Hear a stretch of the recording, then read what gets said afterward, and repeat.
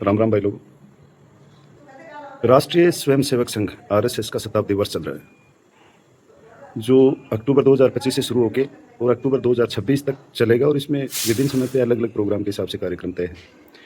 इन्हीं कार्यक्रमों में सभी शिक्षण संस्थाओं, गैर सरकारी, सरकारी इंस्टीट्यूट्स में बच्चों के लिए सामान्य ज्ञान प्रतियोगिताओं का आयोजन भी एक विषय है, जो विभिन्न परीक्षा केंद्रों पर करवाई जाएगी। इसका उद्देश्य भारतीय संस्कृति, कला, इतिहास, महापुरुषों का जीवन और जो भी राष्ट्रीय विषय हैं उनसे बच्चों को परिचित करवाना और उनको राष्ट्र के प्रति उनमें एक राष्ट्रीय भावना, लगाव की भावना पैदा करना। कुछ लोग, मैंने सोशल मीडिया पे वीडियोस देखे जो इसका विरोध कर रहे हैं और अजीबोगरीब तथ्य पेश कर रहे हैं, तर्क पेश कर रहे हैं कि भाई ये परीक्षा क्यों हो रही है, स्कूलों में क्यों करवाई जा रही है, क्यों नहीं करवाएं विद्यालयों में। क्या बच्चों का जो विकास है, सांस्कृतिक विकास है, परंपराओं से लगाव है, वो यहाँ क्या दिक्कत है किसी भी विद्यालय में करवाने पे? अगर आप बच्चे सहमत हैं, उनके अभिभावक सहमत हैं, तो कहाँ दिक्कत है? लेकिन बस उनको विरोध करना है कि आरएसएस क्यों करवा रहा है। अजीबोगरीब तर्क पेश कर रहे हैं। कुछ को मैंने लिखा तो कह रहे हैं कि अगर ऐसा ही है, इतना ही सांस्कृतिक विकास, परंपराओं से जुड़ाव है बच्चों का, तो वृद्धाश्रम क्यों भरे पड़े हैं हिंदुओं में, और धर्मों के तो नहीं।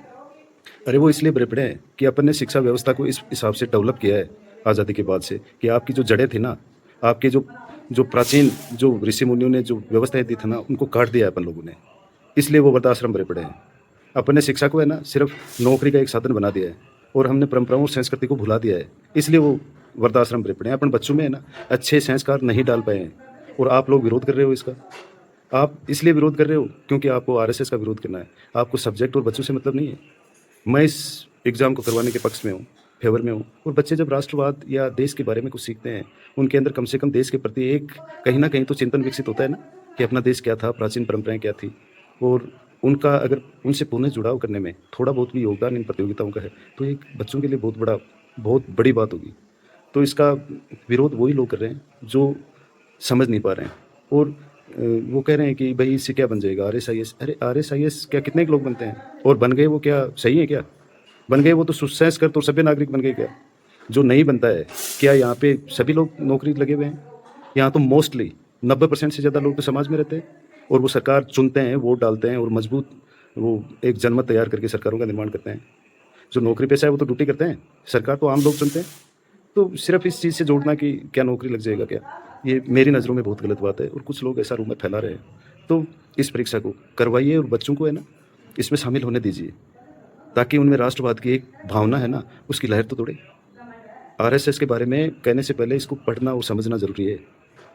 आरएसएस के बारे में पढ़ना और समझना इसलिए ज़रूरी है, जब कश्मीर में बाढ़ हो या कहीं ऐसे हालात हो जहाँ सहायता पहुँचानी हो, उसमें आरएसएस सबसे आगे रहा है। आरएसएस बोलता नहीं है, वो ग्राउंड पे काम करता है।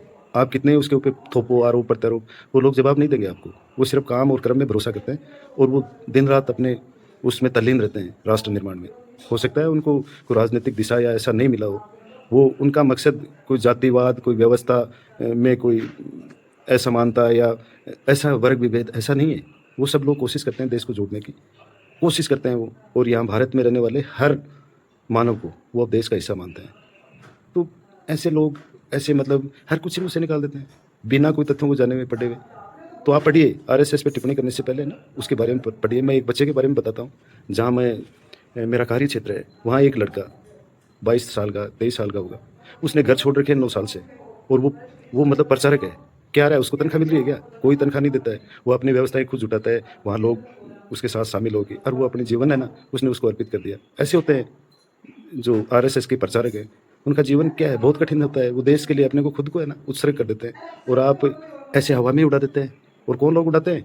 वो लोग उड़ाते हैं जिन्होंने जिनकी जो विचार है वो खुद देश के खिलाफ होते हैं।